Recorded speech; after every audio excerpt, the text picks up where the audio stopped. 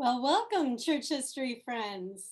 My name is Barb Walden, and it's a joy to welcome you to the fourth lecture in the 2021 Church History Without Boundaries lecture series. We welcome our global storytellers and listeners from around the world today. As you all have discovered, our start times are changing throughout the series to accommodate the time zones of our global storytellers. And next week, we will change again to a new start time of 1 p.m. So be sure to mark your calendars. Now, joining me today and throughout the series are two wonderful co-hosts, Joey Williams and Wendy Eaton. Joey serves as the Mission Center President for the Eastern and Western Europe Mission Centers. Welcome, Joey. It's good to have you here. In addition, Wendy's here behind the scenes, answering questions, dropping information in the chat, and solving problems that hopefully you in the audience will never know about. Wendy is the administrative assistant for the Community of Christ Historic Sites Foundation and the Joseph Smith Historic Site, and it's really good to have her here. Welcome, Wendy. Today's program is being recorded for those who are unable to see it live. We will record all of our online programs throughout the series, and you can locate those videos on our YouTube channel as well as our website. Wendy will drop the online lectures link in the chat for you. And if you're interested in viewing our collection of past lectures, our online lectures would not be possible without generous donors like all of you, our friends in the audience. You are literally helping to preserve and share church heritage today, as donations received throughout the Church History Without Boundaries lecture series will go to preserving and maintaining Community of Christ historic sites. They'll also help in developing new educational programs, fund young adults in the Alma Blair internship program, and so much more. The online donation link and mailing address is in the chats. Thank you, Wendy. And that's it for announcements. So I'll turn things over to Joey, our gracious host, to begin today's program. Well, thank you, Barb.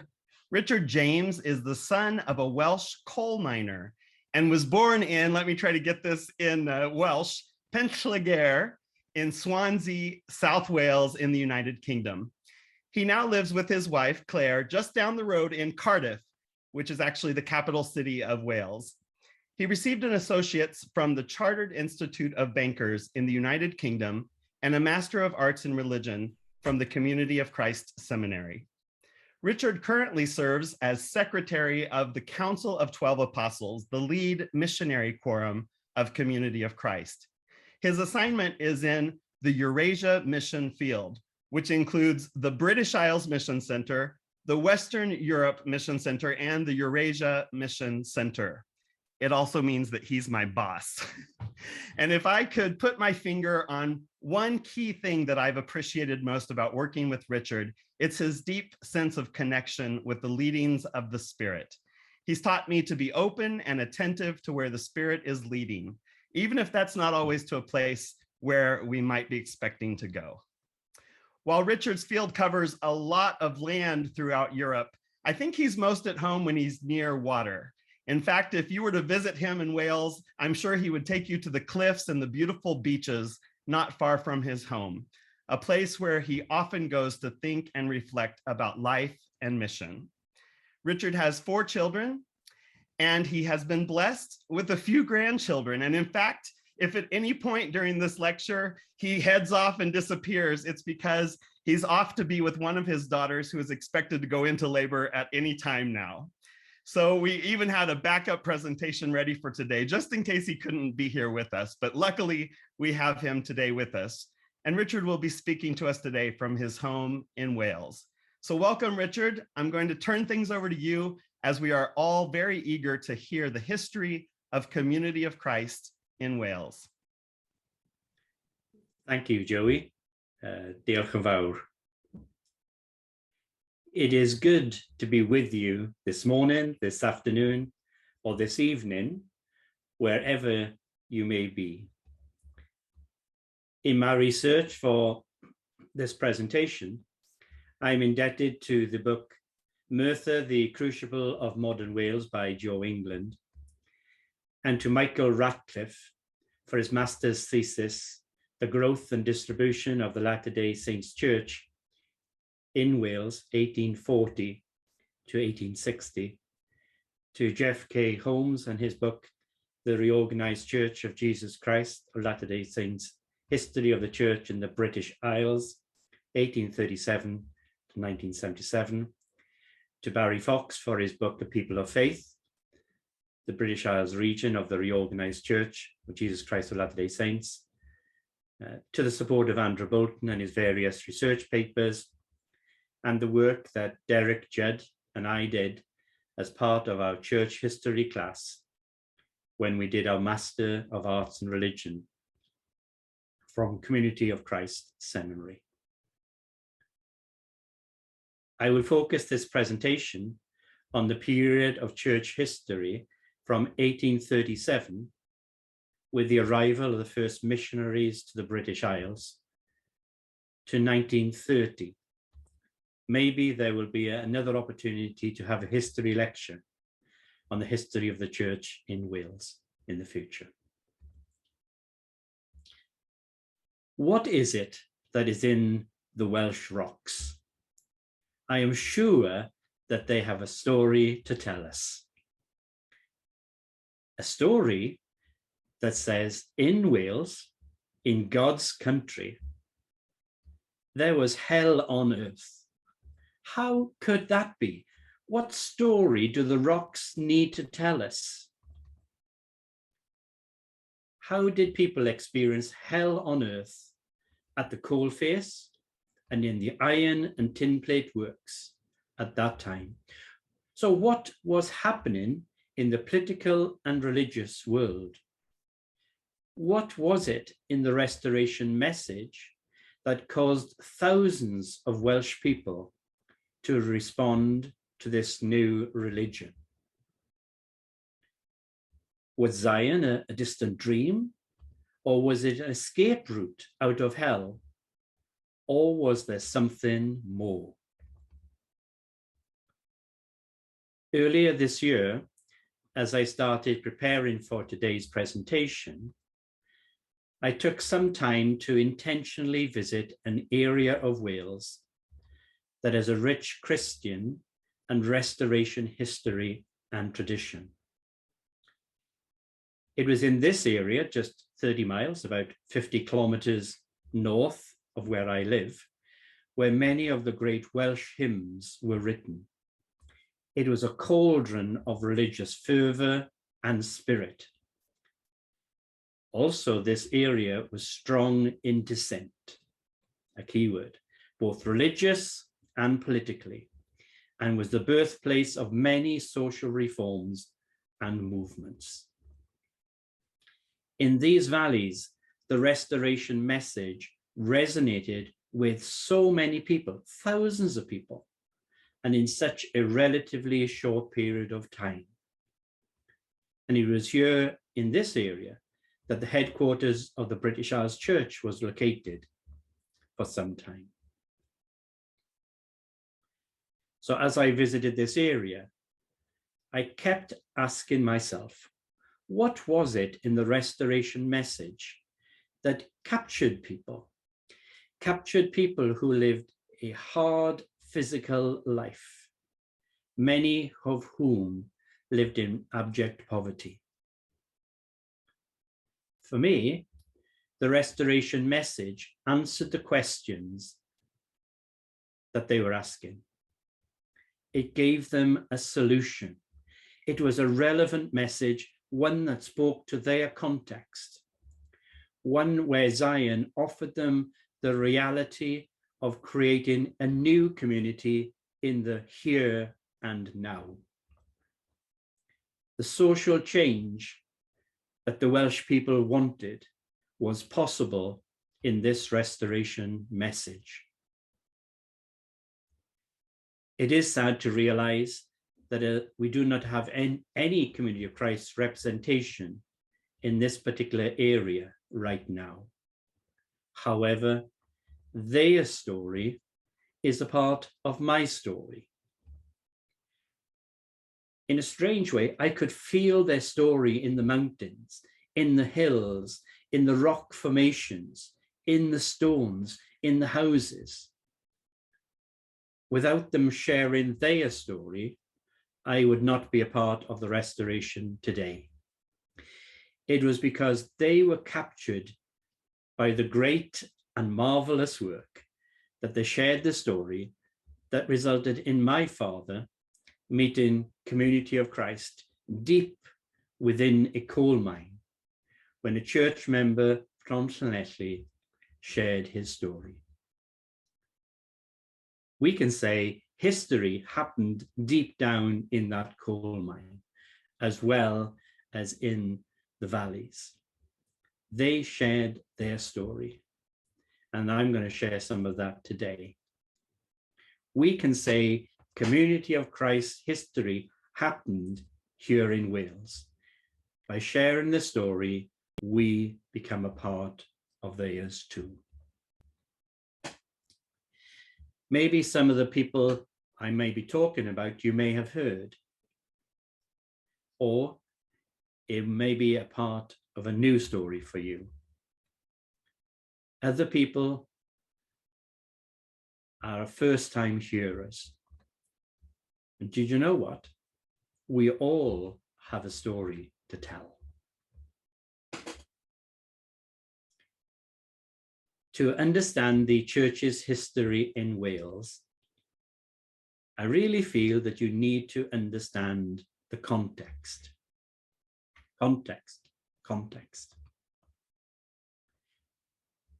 Wales is a small country situated geographically on the western side of the United Kingdom, with Wales being one of the 4 nations that make up the United Kingdom, with Scotland, Northern Ireland, and England.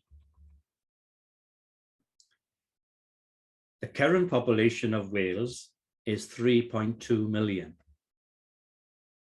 Small little fact, we have 3 times more sheep than people. Also interestingly, is that in 1801, the population in Wales was 600,000 people. By 1851, so in 50 years, it had doubled to 1.2 million. And in 1891, it was 1.8 million. My country is a mountainous nation with rich natural resources in the waters and on the land, with most of the people living on the coastal edges. This land has been inhabited for thousands of years, for at least maybe just a few years, 230,000 years ago, we have skeletons of people living in Wales. Modern Wales is a Celtic nation. The Welsh people are Celts. We probably came from Western Europe near the headwaters of the Danube River. The Celts were pushed to the edges of the continent of Europe, and it is believed that the Celts arrived at the shores of Britain at approximately 1,000 years before Christian era.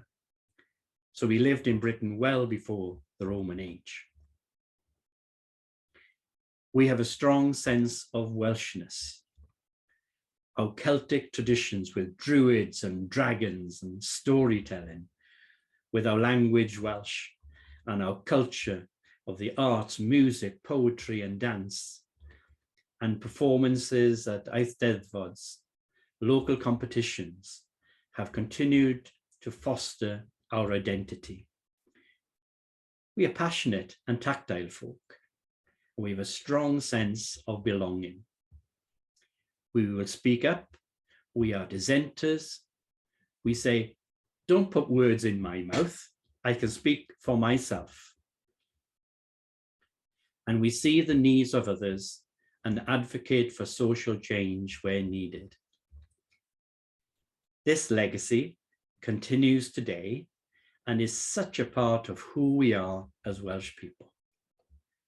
And you may have guessed, I am a very proud Welshman. Wales has a rich heritage of a non-conformist, dissenting religious tradition. made up of many chapels, independent chapels. And it is therefore of no surprise that it has a rich restoration history as well. Let me share a little bit more about the context of Wales. The Industrial Revolution marked a major turning point in history. Almost every aspect of daily life was influenced in some way. The Industrial Revolution was the transition to a new manufacturing process in Europe and the United States in the period between 1760 to 1820, 1840. This transition included going from hand-produced methods to machines, new chemical manufacturing, and iron production processes. The increasing use of steam power and water power, the development of machine tools, and the rise of the mechanized factory system. The Industrial Revolution also led to an unprecedented rise in the rate of population growth. So I mentioned earlier the rise in population in Wales, a 50-year period, it doubled. So in Wales, we see a movement of people from being rural farmers and moving into the towns for work. This was very similar to many areas in England. Iron was a key commodity that was used as the raw materials for making hardware goods, such as nails, wire, hinges, horseshoes, wagon tires, chains, as well as structural shapes. This influx of people looking for work strained the poor infrastructure, where, according to Michael Ratcliffe in his thesis, many towns lacked adequate clean water supplies, proper drainage and sanitation, and were dirty and disease-ridden. Cholera, typhus, typhoid fever were prevalent. In Wales, particularly in South Wales, the natural resources of iron ore, coal, and limestone were readily available. And with the need for iron, created an opportunity for previous slave trading merchants who were living in London, helped them to diversify out of human slavery to become an iron and coal masters in Wales. This influx of these super rich iron and coal capitalists cruelly exploited and defiled the land and its people.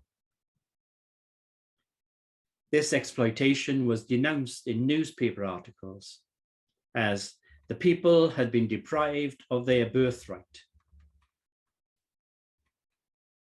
and as the rape of the fair country in a novel by historian and writer Alexander Cordell.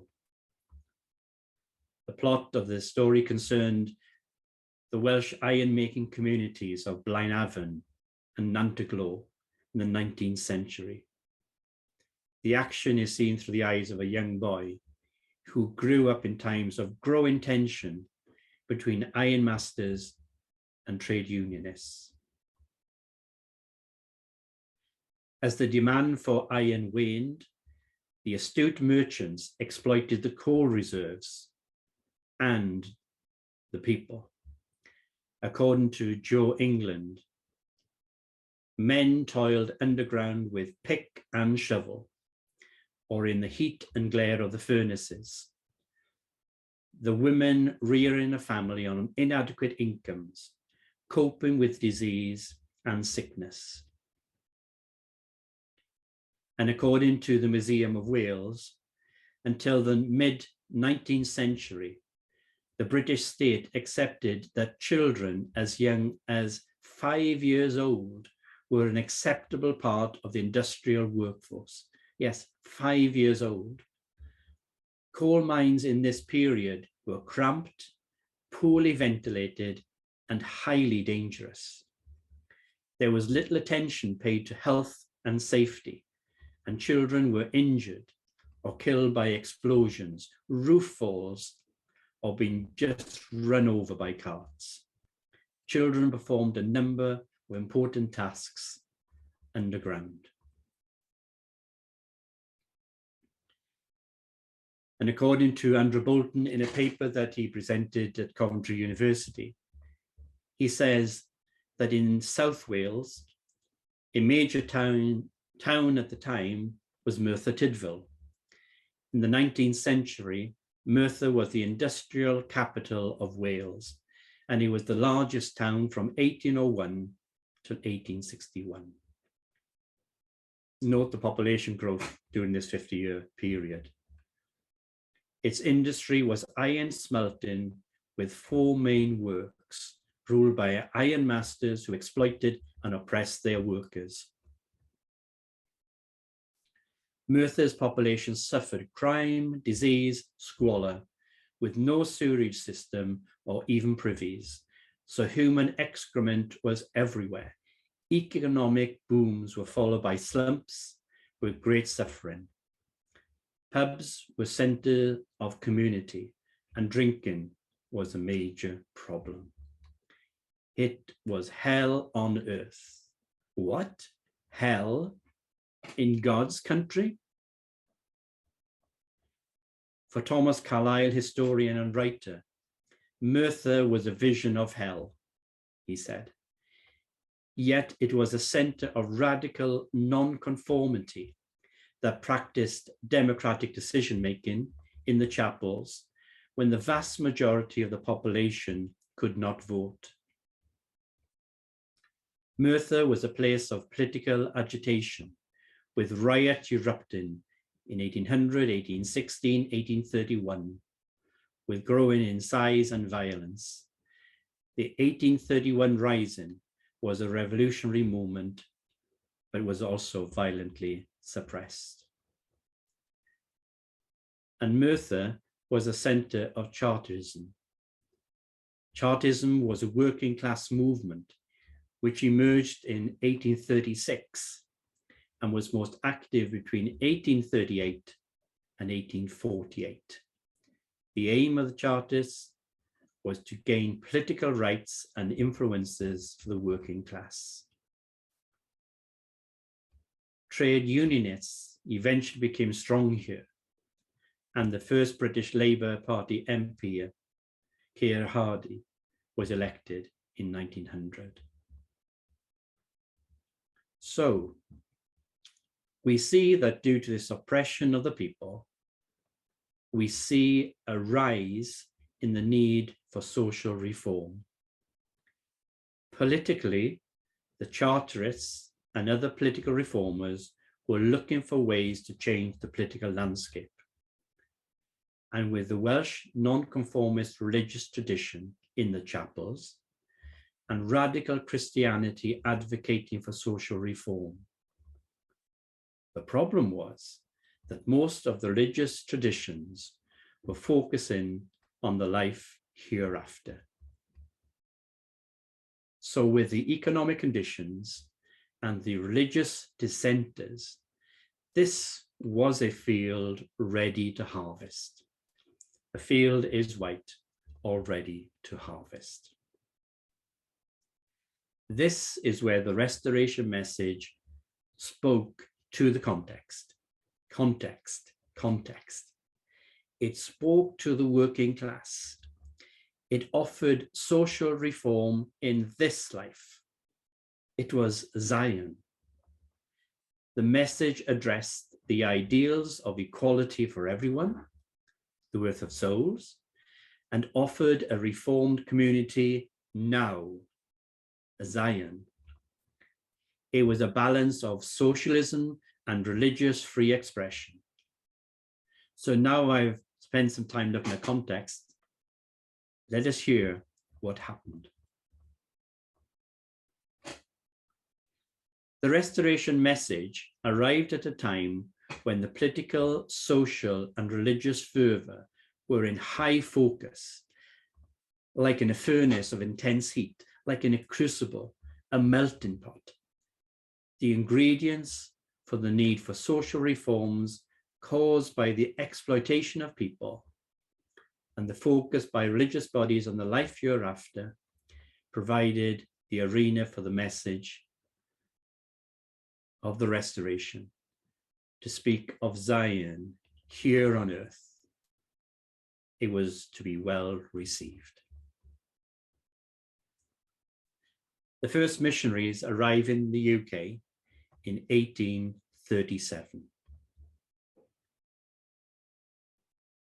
Barry Fox and Jeff Holmes, in their excellent histories of the reorganized Church of Jesus Christ of Latter-day Saints in the British Isles, say that on the 1st of June, 1837, Apostle Herbert C. Kimball and Orson Hyde were called and set apart by the First Presidency of the Church to lead a mission to England.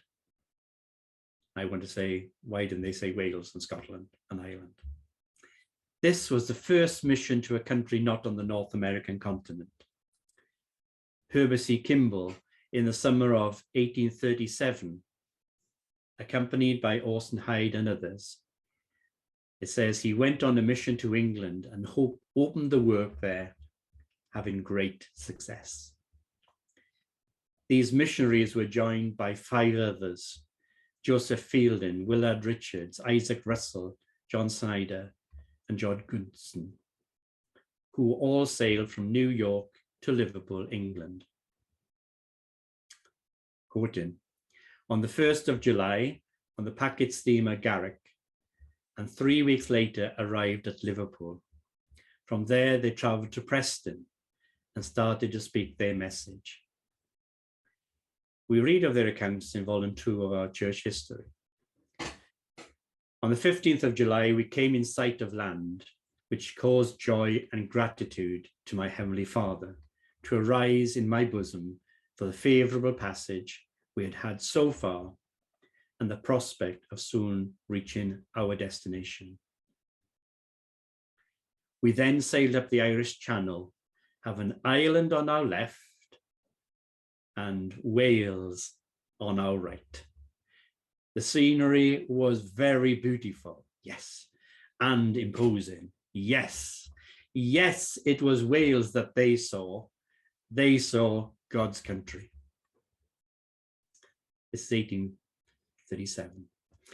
By 1840, 3 years later, the church missionaries had established their first branch in Wales, which was in the village of Overton in North Wales.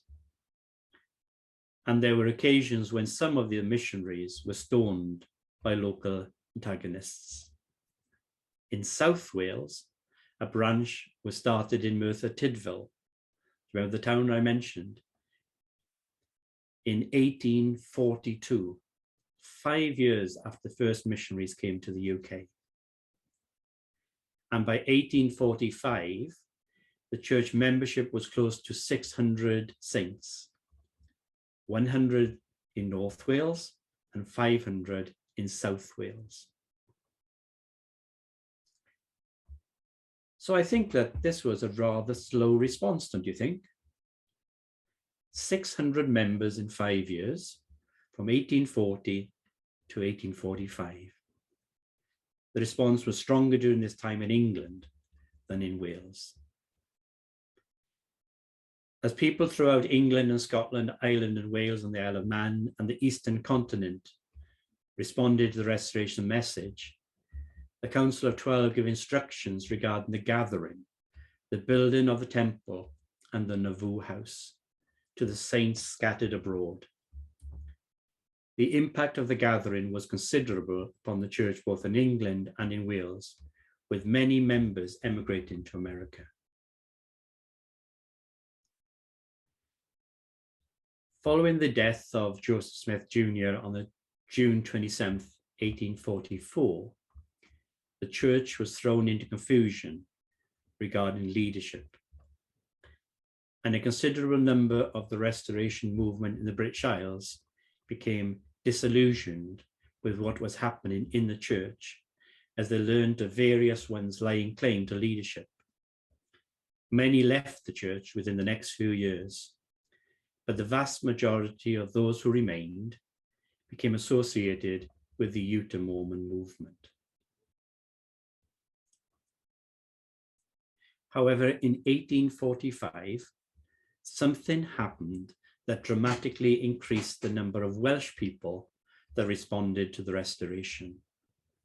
That year, Dan Jones, a boatman on the Missouri and Nauvoo, a native Welshman and charismatic Welsh speaker, arrived from the USA to take leadership of the church in Wales. The message was spread by word of mouth, from member to member and to neighbors, by missionaries preaching, and by the publication of pamphlets and tracts. Of note are two periodicals in the Welsh language, Prophet o Jubilee, Prophets of Jubilee, and Adgon Zion, Trumpet of Zion. You see, what Dan Jones was able to do was to speak to the Welsh people in their own language. The language of the iron masters, of the coal masters, was English. The working class spoke Welsh. And so speaking to people in their own language enabled the church membership to grow from 600 to over 5,100 people over the next 5 years. And most of these members were in the South Wales valleys, where coal and ironworks were. That is some growth. According to Michael Ratcliffe, the membership of the Restoration in Wales peaked in 1851 with 5,132 members. But then there was a gradual decline that continued into the mid-20th century and beyond. This decline had been caused by immigration to Zion in the USA, started in 1849, with the reports sometimes of half or almost all of the congregation emigrating. Also, other events hampered the ability to retain and attract members. The introduction of polygamy, the Adam God theory, the achievement of political and social reforms that affected working class people were being attained. Had the Restoration message lost some of its relevance? By 1860, it was resolved by the reorganized church that missionaries should be sent to the British Isles. However, it was not until 1863 that Charles Derry was the first to arrive. Shortly afterwards, Jeremiah left for Wales and generated so much interest that he requested Jason Briggs to join and help him on the formation or reformation of the branch at Merthyr Tydfil, and saying it was imminent. Our church history records confirm that Brother Jeremiah was in Cincinnati in April 22, en route from New York to embark with Brother J.W. Briggs for England. We hope and suppose that he is now in Wales and attending to the duties of his mission in that country. Merthyr Tydfil became an important town for the reorganization for the English mission. Mission conference and the church headquarters were held in the town and vicinity, and church literature was translated and printed in the Welsh language. By 1885, there were at least 12 branches of the reorganized church in South Wales. This is where the European conferences were held. However, immigration to America greatly weakened the church in England and Wales. By 1893, the work in Wales had been at a low ebb and in poor financial state. And because of immigration, it was an unhappy position. 1920 is an important date in the life of the British Isles Church, with a visit of President F.M. Smith and Apostle T.W. Williams. They laid the foundation for missionary outreach into Europe and organised the mission into 4 districts. A Welsh district was formed with branches at Nantaglo, Gilfach, Goch, Neath, Pontiates, Abercrombie.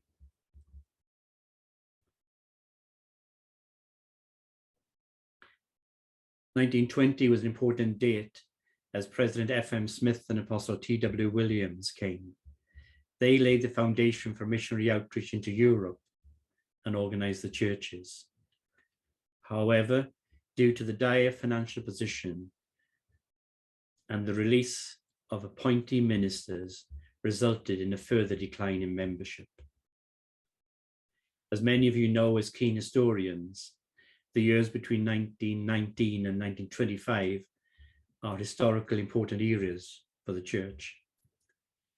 The Supreme Directional Control controversies during Fred M. Smith's presidency affected the church greatly, and this was particularly felt in Wales, with almost all the existing saints in Wales joining the Hedricite Church, Church of Christ, Temple Lot.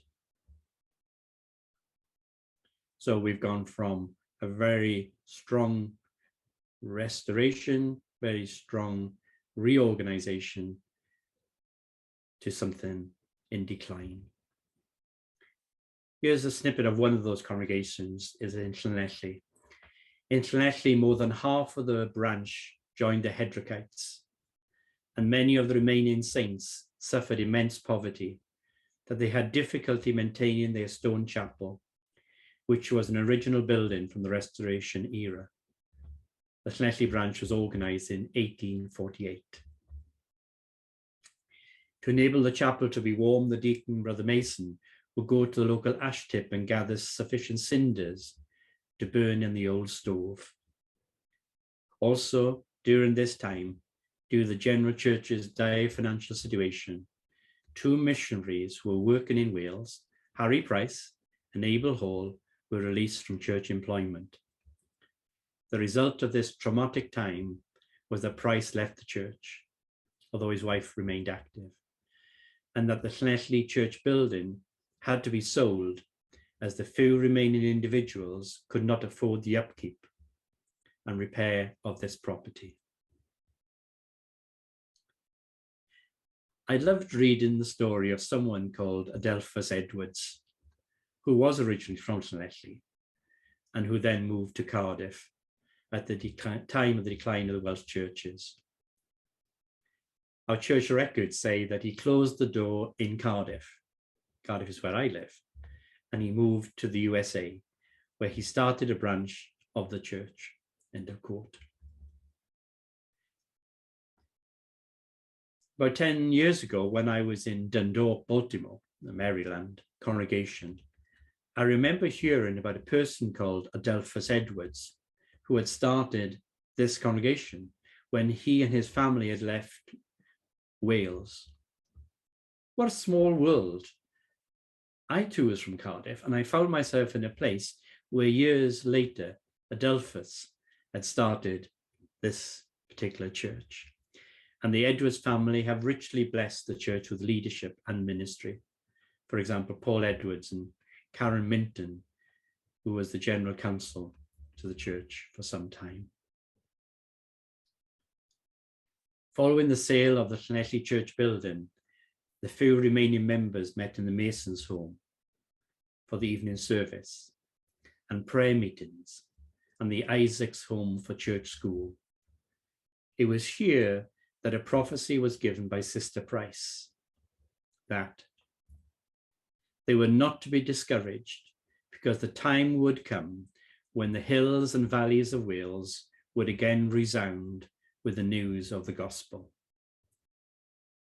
This message inspired the 2 remaining active families to be faithful, and it would be some 20 or 30 years later before any new congregations in Sgwyn and Pentllygre would be established, emanating from the Llanelli branch. So from 1885, where there were at least 12 branches in South Wales, and the headquarters of the British Isles Church in Merthyr Tydfil, to 1929, we have just 2 active families. Wow, what a decline. Wales to date has never really recovered the previous level of church membership and organised branches as that established prior to this era. A one-strong country that responded enthusiastically to the restoration message, where the message was relevant and spoke to their context, where thousands of people gathered to Zion by emigrating to the USA, which significantly depleted the number of members living in Wales, and again suffered a significant depletion of members due to internal problems and release from employment of ministers and the Supreme Directional Control era of Fred M. Smith. As Welsh people, do not put words in my mouth. I can speak for myself. The church in Wales was in serious decline. At the beginning of the 1930s, the church in Wales, therefore, was not strong enough to stand administratively on its own, with its members, mostly inactive, scattered geographically throughout the country. As a result, the church in Wales became part of the Southern District of the British Isles, following a recommendation from the presidency that the saints in Wales be included in the Southern District. This action was approved at the district conference held in Enfield, London on November 1931. The new district president, John A. Judd, however, expressed a spirit of hope for the Welsh Church when he said,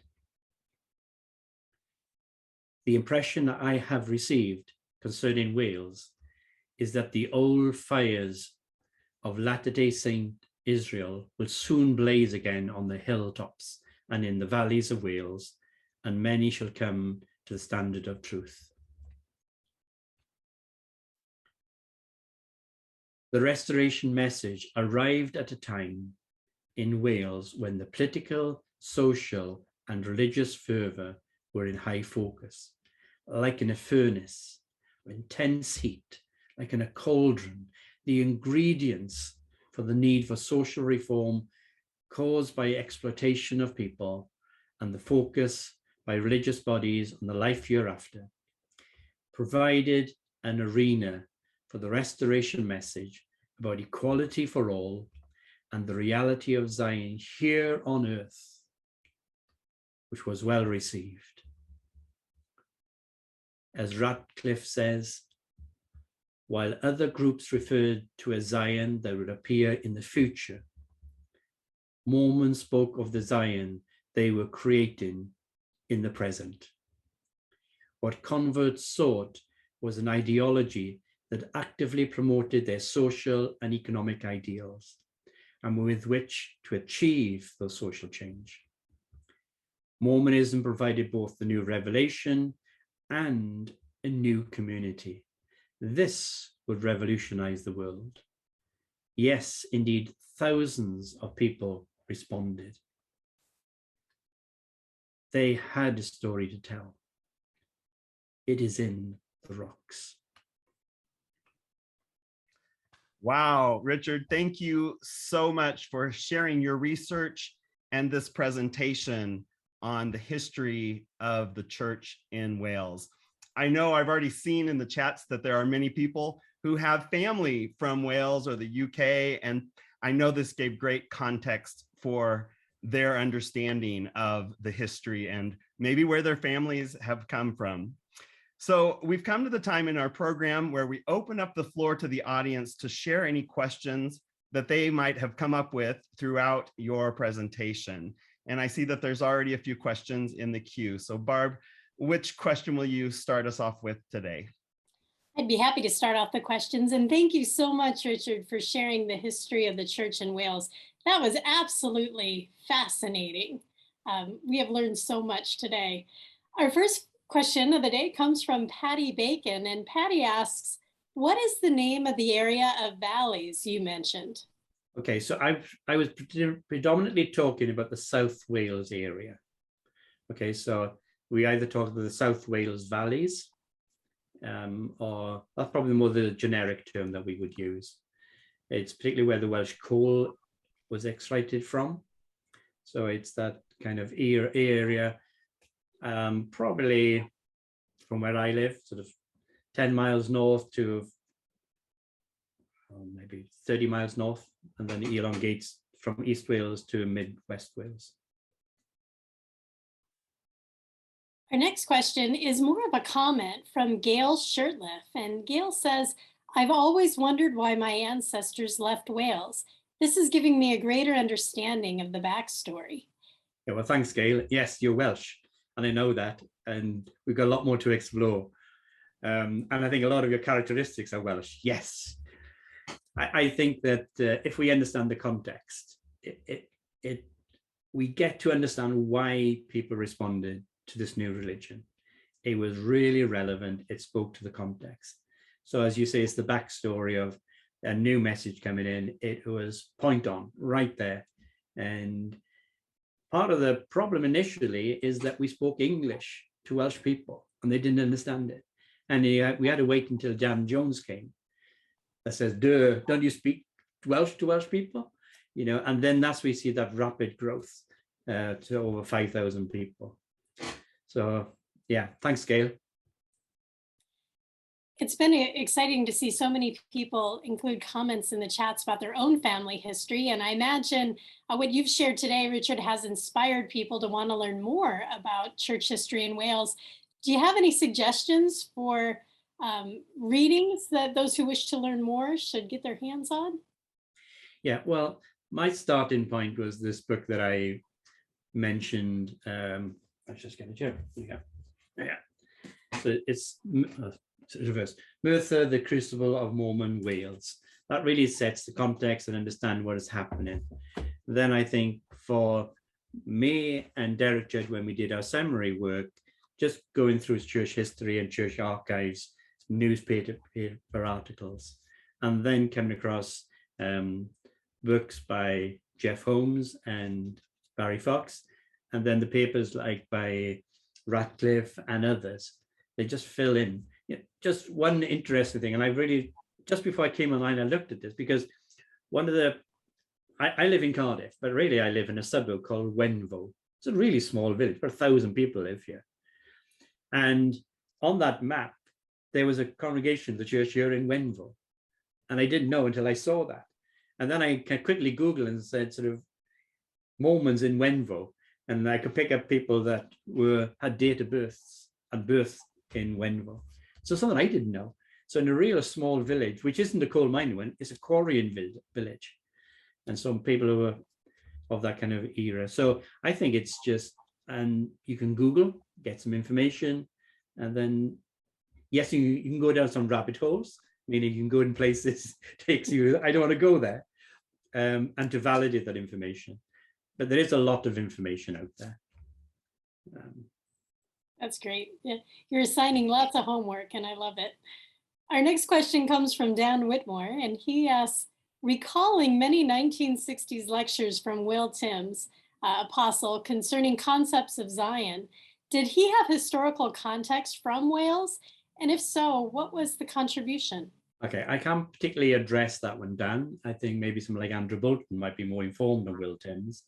Will Timms grew up in Claycross in England. Yes, it was a coal mining area and a lot of similarities between the South Wales coal area.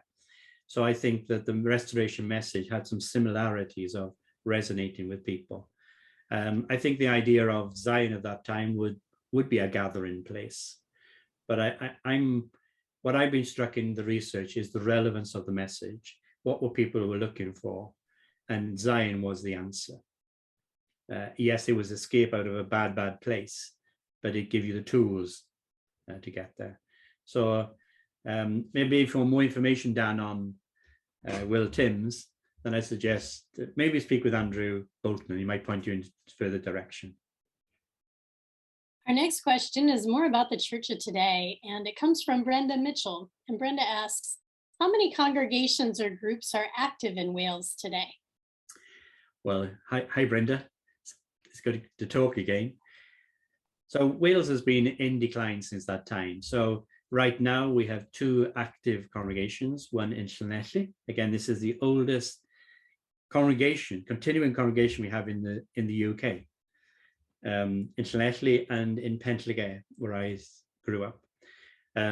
We had a congregation in Skewin in the Neath area about 3 years ago. We had to close that, and we had a small house group here in my home, and that's kind of stopped really when I became an apostle and I wasn't home so much. So Brenda, the answer is we have 2 right now.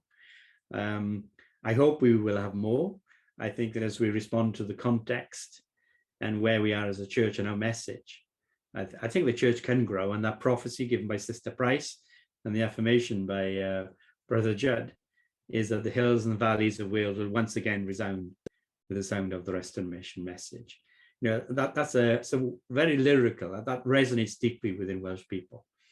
And so we're 2, but it only takes something and response to the Holy Spirit. And as we starting to pay attention to our environment, what the world is speaking to us, what Spirit is speaking to us, I'm hopeful that we will have some more congregations. Our next question comes from Marion Clark, and Marion asks, when you said many immigrated to the US to go to Zion, was that to any particular place? Independence, maybe? Well, I think it depends when it was. When was it happening?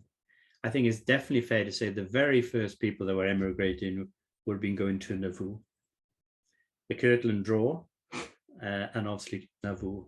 And I think it's fair to say that the majority of people in Nauvoo either spoke like me or spoke like some like Andrew Bolton, either with a broad English accent or a strong Welsh accent. That was the majority of the language. And you had some from continental Europe, but that was the predominant accent you were hearing. So in that first part, it would have been going to Nauvoo. A lot of people before the reorganization also trekked west, became part of the Eaton church. And I think it's very fair to say the forming of the Mormon Tabernacle Choir, or the Tabernacle Choir, was definitely Welsh.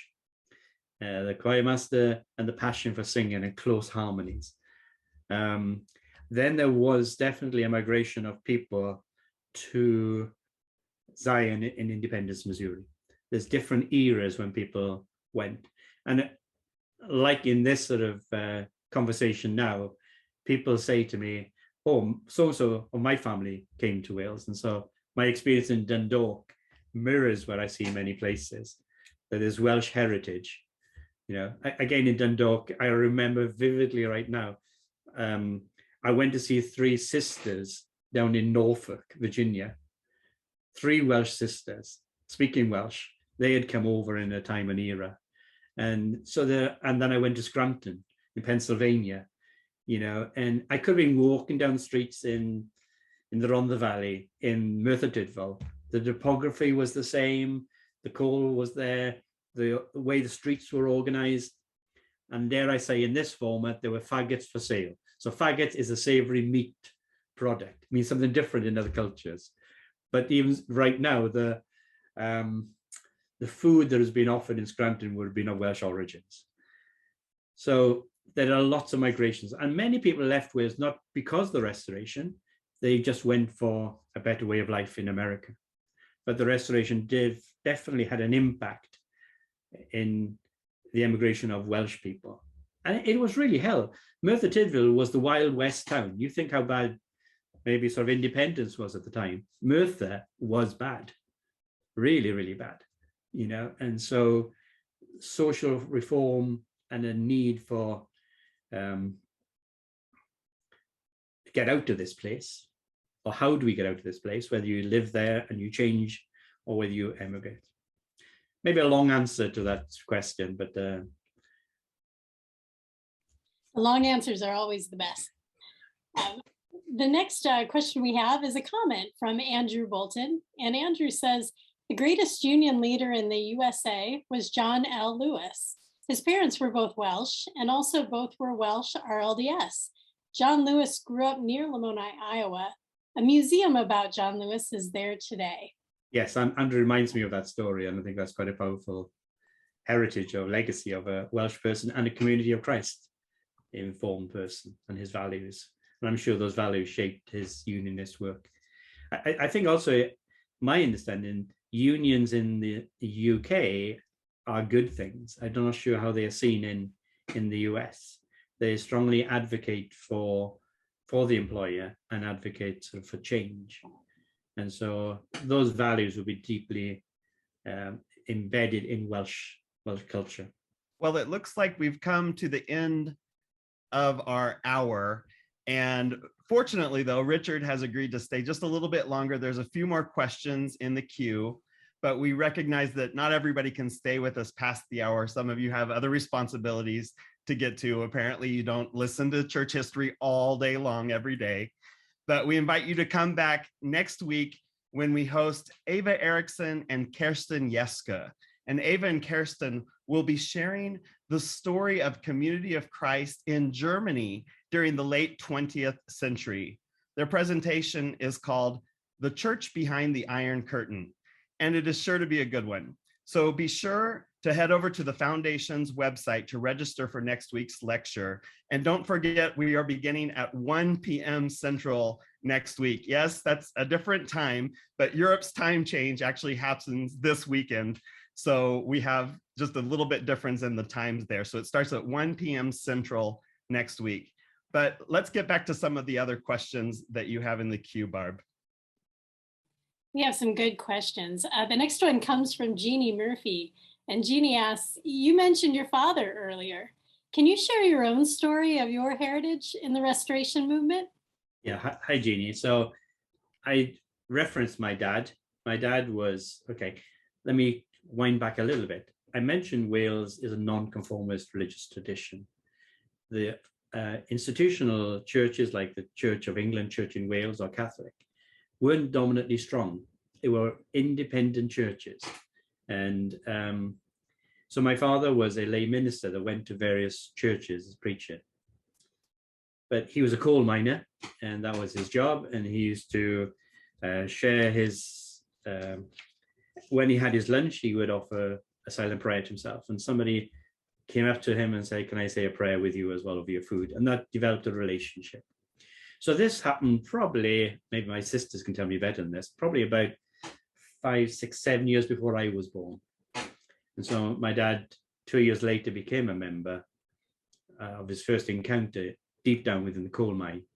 And then I think my sisters, my mother, my younger sister, and myself. So I was baptized when I was 8 years old. Let me put it there. So I was born into the Restoration. And I think at that stage, it was more a decision about following Jesus. And I grew up in a lovely, loving congregation in Pennsylvania. It was dynamic, it was caring, it was in the community, it was busy, there was all things happening all the time. But I think my kind of encounters with meaning come when I was maybe about, well, growing up in a community that prayed together. And I fell asleep many times on my mother's lap, my mother's knee, but also experiencing such more love and sort of spirit. When I was 10 years old or 9 years old, I remember going to a youth camp and meeting people in the British Isles mission that had similar experiences, you know, and this sense of it's not just a localized place. I'm feeling something, I'm part of something bigger. And the same happened to me when I went to our international youth camps in Europe and sensing in different languages a connection that was just deeper than just one place. And then I think as I've sort of grown more into my adulthood, what I was able to do, this is a short version of this, is to separate my busyness as being a member of the church with my relationship with God. So I say, I'm a disciple of Jesus Christ, and I choose to live out my discipleship in Community of Christ. Because I find I'm a better person, I'm a better disciple in community with others, and with this community shares a lot of my values. So that's a very short version of of my kind of testimony. I love sitting down with a coffee, I don't drink coffee, with a tea, and just sharing stories. So that's a potted version of why I follow Jesus Christ and I live out my discipleship in Community of Christ. Well, thank you for sharing your own historic journey with us today. Our next question comes from Liz Swick, and Liz asks, how did the acquisition of Dunfield House in Wales affect the church membership there in later years? Did it increase engagement?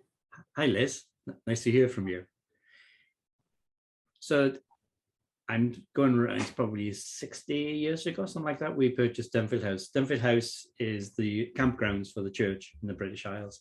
It's an old house, big mansion, right on Welsh border. It looks into Wales. It was originally on Welsh land and borders got moved, as things do over time. But I think that it had a significant place in maintaining the church in the British Isles. The next part of growth in the British Isles we see in the 60s. Now that's another, maybe a lecture. And that comes at a time when there's a focus on our congregation. And it's also the time when Dunfield is acquired as a retreat center. So a lot of people had really good experiences at those campgrounds, as many people do in other places. So I think that Dunfield House has a place in the kind of journey of the history of shaping and forming disciples. And it still continues to do that. So yes, I think it parallels the time when there was a new growth in the church in the 60s, acquisition of Dunfield. And I was a part of that sort of strategy. And it continues to bless the church. Hope I answered your question, Liz. Nice to see. It would be nice to see you there again sometime. Our next question is a collection of questions and a comment from Charles Greenberg. And Charles asks, when Dan went from the USA to Wales in 1954, was he disgruntled with the Utah church leadership? Were there many of the early 5,000 members who joined the reorganization? Our congregation in West Palm Beach, Florida, were blessed by evangelist Elwyn Vaughn, whose family immigrated from Wales. Okay, well, my understanding of Dan Jones is that no, he was not disgruntled. He was sent on a mission. I just talked with Wendy just beforehand. He was in Carthage jail when Joseph and Hiram were killed. It's my understanding that he probably was the last person that spoke to Joseph. And Joseph allegedly says, you're not going to die, you're going to go on a mission. And part of that was a mission. I won't say Joseph said that, but part of his mission then was go back to Wales and grow the church. So it would be my understanding what Dan Jones, it was not by disgruntlement, but actually being sent, commissioned to go on a journey. And he was a boatman on the Nauvoo, at Nauvoo. And so plying his trade. And so he comes back to Wales and a significant growth. At that time, it would have been part of the general organization. So we might say they might be part of the post Joseph Smith Jr. death. And so there's a lot of muddled times around that, but definitely probably a part of the, as we would say, continuation of the church from Nauvoo period. Hope I answered that question well. I'm sure there's other people who can do a much better job on that. Well, that was the last question posted for today, but I've got a quick question for you. Time's out. Oh, no. When it comes to church heritage in Wales, is there a particular story or particular song that gets to the heart of Community of Christ members there? Or maybe for you as an individual, is there a particular song or hymn that you hear that reminds you of your heritage in the church or that's beloved throughout the church in Wales? That's an interesting one. If I probably need to look at my childhood. So I'm looking at sort of influences on me. We're very proud Welsh people. We have a language. And so I can remember growing up and we would have sort of maybe social gatherings in which we would sing English and Welsh hymns. And one of those would be a Welsh one called Calon Lon. That would be it's a very well-known Welsh hymn. You might not know it. So that would kind of resonate well with my identity and shaping. Also, we have an English song called We'll Keep a Welcoming in the Hillside. It's a song that we tend to sing to people as they leave in, to show this kind of sense of, you're one of us, we love you, we'll embrace you, but come back soon. So this idea, we'll keep a welcoming in the hillside, we keep a welcome in the Vale. This land of song will still be singing when you come back home again to Wales. So it's that kind of deal. So the other part, Bob, Welsh people love to sing, okay? It's whether you're a good singer or not a good singer, you can sing. I'm not a very good singer, I like to sing loud. But we also have a tradition of very close harmonies, and that's a really big feature. So some of the restoration hymns speak very loudly to that sort of, we have a word called hoil. We sing it with hoil, with energy, with verve, with zip. So I wouldn't say there's one particular hymn apart from the Calan Lan and We Keep Welcoming in the Hillside. Many of the new hymns resonate really well with us too. We know there's a lot of Welsh tunes in Community of Christ Sings, some great tunes in there. But I think there are some hymns now, new hymns that are resonating really well with us from Community of Christ Sings. A final thought from Patty Bacon popped in the queue, and Patty writes, Sidney Rigdon's wife, Phoebe Brooks, came from a New Jersey, United States, Welsh Baptist tradition. I wonder if that dissenting tradition prepared those folks to be open to the restoration in Ohio, as well as in Wales. I'm sure. This idea of dissent, and I think it comes a confidence rather than just accepting things as they are. So this idea of dissenting is a key part of us. My role, I speak to my colleagues in the Council of 12 or World Church Leadership Council, I will always speak. Maybe they're tired of hearing my voice, but I will always speak up for either what I'm seeing or hearing, or is there another view on this, or that is people's voices not being heard. So this kind of cultural sort of Welsh idea of dissent, and there's part of English as well, there's loyal opposition. So I think it's part of our culture. So I think that kind of has blessed many places. So in Ohio or whatever. The questions keep trickling in. A new question from Dennis Wise, and he asks, does the movie How Green Is My Valley depict the reality of the times? Hi, Dennis. It probably did. It's quite a strong story. You're not that old, Dennis. You remember that film, dear? I think it was in black and white, wasn't it? This is a story pictured in a Welsh valley, and it did at the time. It was dire place to live, and so maybe it wasn't as gruesome as it was. I think it was worse than that. To me, I look at it also at the time. You had people returning from the Napoleonic War. You had farmers coming in, people not communicating, and great depression of people. Children 5 years of age working in a coal mine. And people's life expectancy. Regularly, sort of there were accidents at these coal mines or the furnace. So yeah, it's a good question, Dennis. Maybe one day we can sit around and watch that film together, bring back my recollections of it. So how green was my valley? Well, thank you, Barb, for asking these questions for us. And thank you once again, Richard, for sharing your thoughts and your vast knowledge about Community of Christ history in Wales. We also want to share a special thanks to you, our friends in the audience, for your love of a good story and for generously supporting the Community of Christ Historic Sites Foundation. Thank you for your generosity. I encourage you all to tune in next week as we hear from Ava Erickson and Kirsten Jeske. And like I said earlier, their presentation is entitled The Church Behind the Iron Curtain. Wendy has already dropped a link to the Church History Without Boundaries webpage in the chat. So be sure to click on that link to register for next week's program, which you all remember begins at 1 p.m. Central Time. So until next Thursday, take care, everyone. Keep reading your church history and have a great day.